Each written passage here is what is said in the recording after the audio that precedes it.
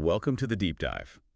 Today we're tackling a really important area, nutritional guidance for people going through cancer treatment. Yes, it's a topic that affects so many. We've gathered some insightful material, basically practical ways to handle the side effects that, can make eating a real challenge sometimes. Exactly. And our goal today is really to pull out the most useful, actionable bits of information from this guidance. To help you maintain well-being through, well, dietary adjustments. That's right, because cancer treatment, it's complex, and it often brings side effects that really impact daily life, especially how we eat. Okay, so let's unpack this. We're looking at what foods to maybe be extra careful with to avoid illness. That seems critical. Oh, absolutely.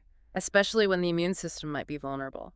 And then we'll dig into specific tips for managing those common things: nausea, vomiting, constipation, diarrhea. Appetite loss too, mouth sores, even those sometimes strange changes in taste and smell. Right. So the mission's pretty clear.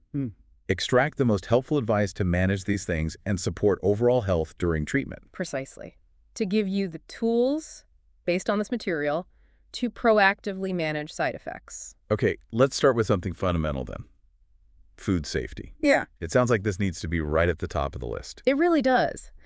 The sources we looked at emphasize that some cancer treatments can weaken the immune system. Which makes you more susceptible to foodborne illnesses. Exactly. So you have to be extra vigilant, really, from the moment you buy the food to when you prepare and eat it. That makes total sense. A minor bug for someone else could be serious. So what are the key things to watch out for? Well, first off, anything past its freshness date, just avoid it. Okay, simple enough. And perishable foods, anything left out at room temperature for more than 2 hours, that's a no-go. Bacteria multiply fast. 2 hours. Got it. What else? Mold. Even a little bit, you see mold, discard the food. That includes things like blue cheese. Wow, even blue cheese. Okay, that's a good heads up. The mold itself can produce toxins you just don't need. Also, unpasteurized items, juices, eggs, milk products. Because pasteurization kills harmful bacteria. Exactly. Like E. coli, salmonella, things that are much riskier with a weakened immune system. Same idea for bulk bins or communal buffets, higher risk of cross-contamination. Right, makes sense. What about cooking? Crucial. Meat needs to be cooked thoroughly, no pink inside at all. Make sure any harmful bacteria are definitely killed. Non-negotiable. Okay.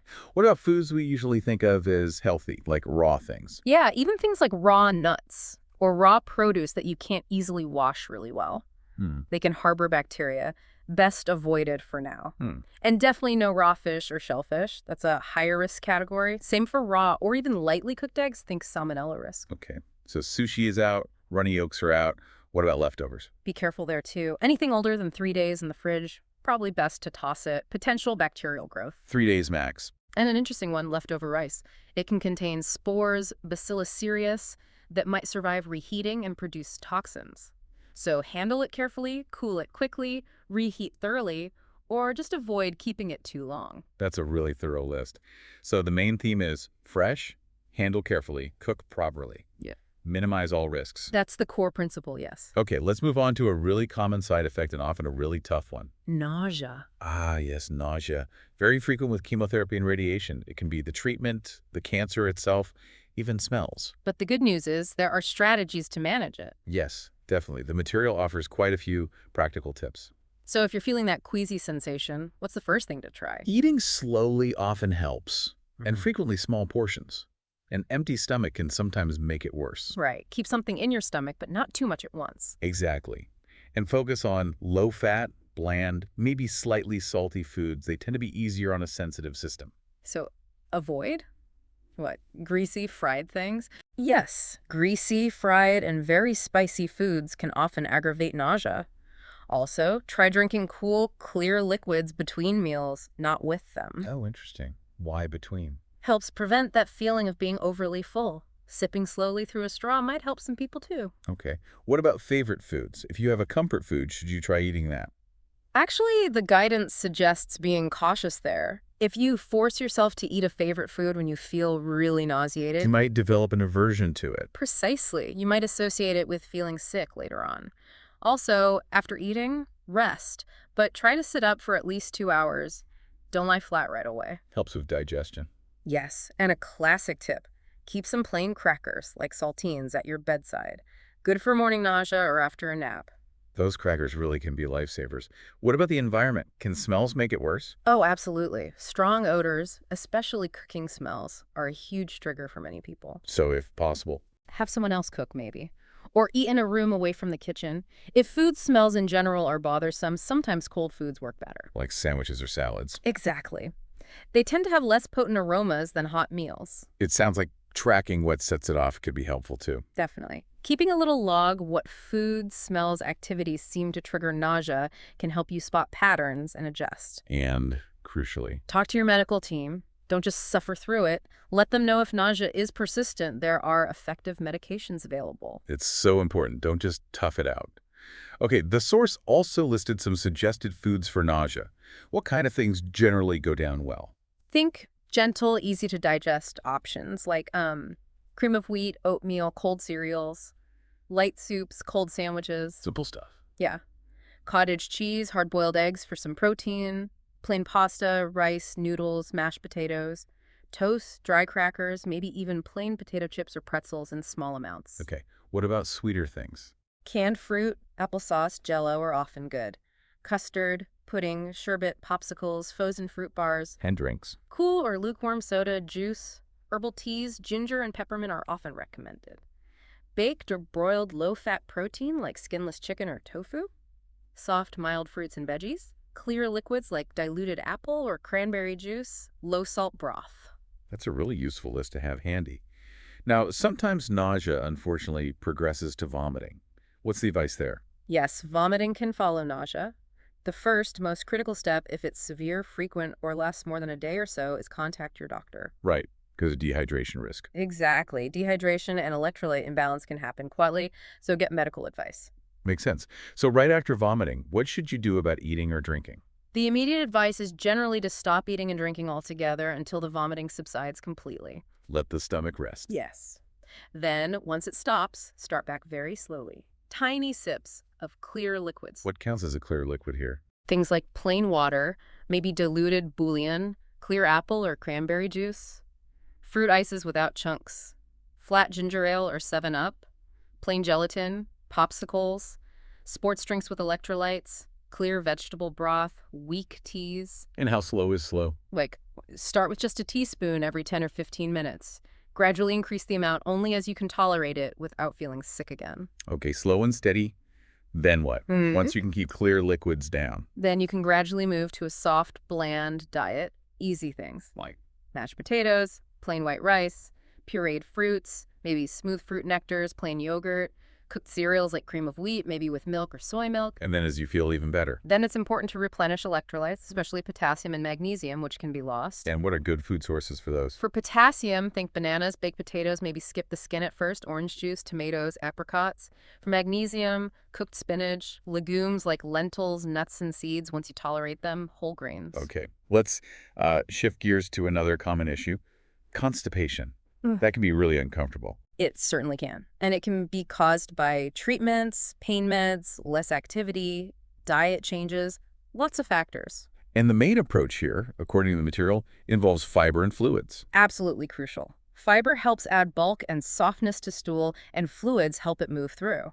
So how can people effectively get more fiber in? Aim to include high-fiber foods often. Things like kidney beans, chickpeas, lentils, lots of fresh fruits and vegetables. Dried fruit like prunes are famous for this. Runes, right. Start the day with high-fiber cereal bran flakes, shredded wheat. Choose whole grain breads and pastas. Look for cereals with at least, say, 5 grams of fiber per serving. Can you add fiber to other things? Sure. Unprocessed wheat bran can be sprinkled into hot cereals or yogurt. Now, if you suddenly ramp up fiber, any issues, like gas? Yes, that's a key point.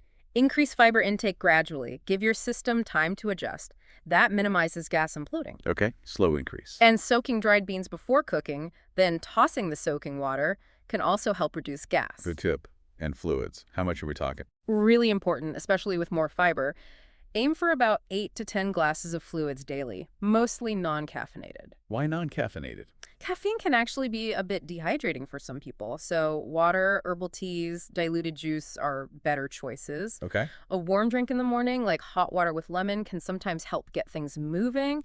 And if your doctor approves, gentle exercise helps too. Any specific foods highlighted for constipation? Yes, things like whole grain breads and pastas, bran cereals, cooked beans, peas, lentils, lots of raw fruits and veggies, dried fruit, prune juice, and that hot lemon water. Okay, now for the opposite problem, diarrhea. Also quite common and disruptive. Yes, diarrhea can happen for various reasons during treatment too. Chemo, radiation, medications like antibiotics, malabsorption. And the main goal here is preventing dehydration. Absolutely. Drink plenty of fluids, preferably at room temperature, as very cold drinks can sometimes stimulate the bowel. What kinds of fluids are best? Water, mild teas, electrolyte drinks like Gatorade, flat ginger ale let the fizz out first. Why flat? The carbonation can sometimes irritate or cause gas. Peach or apricot nectar are often well tolerated. Limit caffeine here too. Okay. And what about foods? Anything to help firm things up? Potassium-rich foods are important because you lose potassium with diarrhea. So orange juice, tomato juice, bananas, potatoes without skin. Bananas, right? I've heard of the brat diet. Yes, brat bananas, rice, white rice, applesauce, toast, white toast. These are binding foods, often helpful. Also, frequent small meals are usually better than large ones. And foods to potentially avoid. Generally, avoid fried, greasy foods. Spicy or highly seasoned foods might need to be limited, depending on tolerance. What about fiber? You wanted more fiber for constipation. Right, here you want less fiber temporarily. Reduce whole grains, bran cereals, many raw vegetables. Choose breads made from refined flour like white bread or oat flour bread without seeds or nuts. Okay, so peel fruits, avoid raw veggies for now. Yes, avoid raw vegetables and the skins, seeds, and stringy parts of fruits. What about dairy? Dairy can be tricky, especially if someone's lactose intolerant, which can sometimes worsen during treatment. You might need to use dairy sparingly. So maybe try lactate milk or soy milk. Yes, or you might find that yogurt, sherbet, hard cheeses, or custard are better tolerated than regular milk or ice cream because they have less lactose. Gotcha. The material also mentioned probiotics. It did. Probiotics, L-glutamine, digestive enzymes might help some people, but this is really important. Discuss these with your doctor or a registered dietitian first. Don't just start taking supplements. No, get professional advice to see if they're right for you and which ones. And don't go back to high-fiber foods until the diarrhea is fully resolved and you've checked with your team. Right. And significant weight loss from diarrhea needs medical attention. Absolutely. Dehydration can lead to weight loss. So what are some generally safe foods during diarrhea? Think bland, easy stuff again. Cream of wheat, oatmeal, plain white rice or corn cereals, canned fruits, nectars, applesauce, white pasta, skinless potatoes, sandwiches on white bread, clear soups without cream, cheese and plain crackers, graham crackers, maybe smooth peanut butter in small amounts, eggs, Jell-O, popsicles, flat soda, herbal tea, and those nutritional drinks, Ensure, Boost, etc. can be useful too. Okay, let's talk about loss of appetite. That can be so frustrating when you know you need to eat but just don't feel like it. It really can be. And the reasons are varied: pain, nausea itself, vomiting, diarrhea, mouth sores, but also emotional factors, feeling down, stressed, anxious. All can kill your appetite. Definitely. So the key is being proactive about getting nutrition in, even when hunger isn't really there. So it's less about waiting to feel hungry and more about eating by the clock. Exactly. Try eating on a schedule. Maybe 3 small meals and 3 snacks daily. Set reminders if needed. Every few hours, try to have something. And focus on making those small amounts count. Yes. Choose foods that are higher in calories and nutrients. Make every bite work harder, so to speak. What are some examples of those calorie-dense foods? Things like avocados, nuts, seeds, puddings made with whole milk, cooked cereals made with milk instead of water, dried fruits, veggies with hummus or a good drizzle of olive oil. Add extra olive oil to salads or cooked vegetables. And snacking is key. Very much so. Snack between meals. Fruit smoothies with yogurt or protein powder. High-calorie puddings or shakes, those nutritional supplement drinks. Small sandwiches, avocado slices, a handful of nuts. Keep snacks easily accessible, maybe by your bedside. Planning ahead seems crucial here. It really is. If you know you have a long day of appointments, pack snacks. Plan your menu for the day, have the food ready, maybe portion out snacks ahead of time, and asking for help. Don't hesitate. Ask family or friends to help with shopping or cooking. Also, freezing single portions of favorite meals when you do feel like cooking can be a lifesaver on low appetite days. What about making food more appealing? Does that help? It can. Presentation matters. Use colorful foods, maybe a garnish. Make it look nice. Smell can sometimes stimulate appetite, like fresh bread, but If smells are triggering nausea. then avoid the kitchen during cooking. Also, try to make meal times pleasant. Set the table, eat with others if possible, create a relaxed atmosphere. And if solid food is just too much? Try milkshakes or those nutritional supplements we mentioned. Ensure Carnation Instant Breakfast, Boost, they can be easier to get down. And there are resources for meal delivery, too. Yes, organizations like Project Open Hand or Meals on Wheels can be incredibly helpful if preparing meals is just too difficult. Okay, let's move to another really difficult side effect. Lap sores. And problems with swallowing. That sounds painful. It can be very uncomfortable, yes. Soreness in the mouth and throat is common. Now, if swallowing becomes severely difficult, it's essential to see a registered dietitian or a swallowing therapist. They can provide specialized help. Yes, individualized strategies, and they can assess if maybe other feeding methods are needed temporarily. But for more minor issues, dietary changes can help a lot. What are the main strategies for milder mouth sores or swallowing trouble? Again, frequent small meals and snacks. Focus on foods that are cool or lukewarm, smooth in texture and bland. Soft solids and liquids are usually easiest. So cutting food up small, or even pureeing. Exactly. Cut food into tiny pieces or grind or puree it to minimize chewing. Choose naturally soft foods or cook things until they're very tender. Like what? Mashed potatoes, sweet potatoes, cooked winter squash, carrots cooked soft, smooth applesauce, finely ground meat or poultry, soft tofu. And liquid supplements again. They can be very helpful here too. And sure, Boost Plus often have more calories. You can even puree regular family meals using high-calorie liquids like gravy, milk, soy milk, or broth to thin them down. Okay, drinking liquids with meals helps too. Yes, it can help wash food down. Any other tricks for making swallowing easier? Trying different sauces or gravies, even just adding some oil, can lubricate food. If citrus juices sting, Avoid them. yeah, go for non-citrus ones like apple, cranberry, or grape juice, or fruit nectars.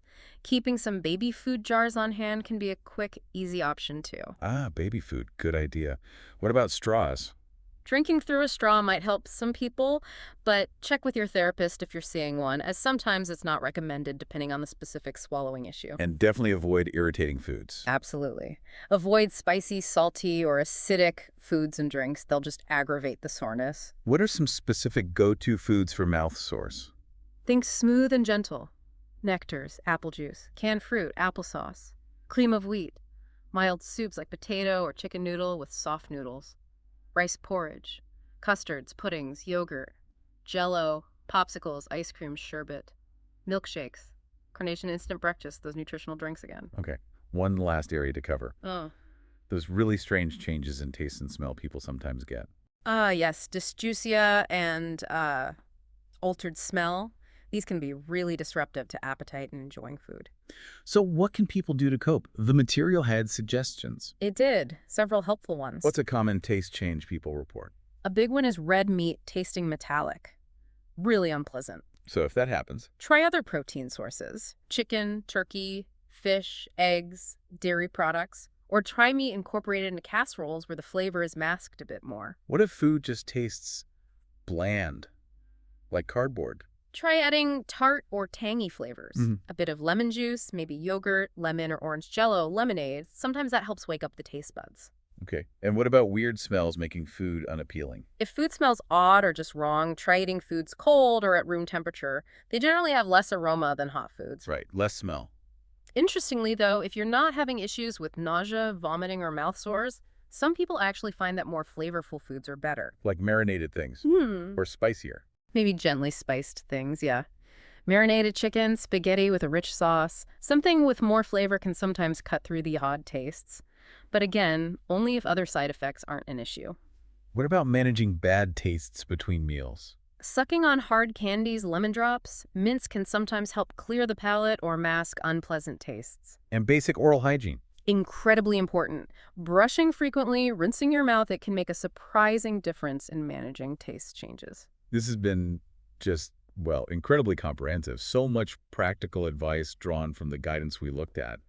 It feels empowering knowing there are things you can actively do. Absolutely. I think the key takeaway really is that these nutritional adjustments, they aren't minor things. They can genuinely make a big difference in managing the challenging side effects of cancer treatment. Focusing on food safety, and then having these targeted strategies for nausea, vomiting, constipation, diarrhea, appetite loss, mouth sores, taste changes.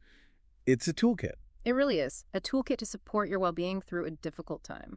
So for you listening, we really hope you'll consider which of these tips might resonate most. Maybe for yourself, maybe for someone you know going through treatment. Even small changes can really impact comfort and quality of life. Definitely. And it really leads you to think, considering how much impact diet can have, as shown in this material, what other areas of supportive care might benefit from this kind of detailed, personalized approach to help people navigate their treatment journey with, maybe a bit more comfort and control.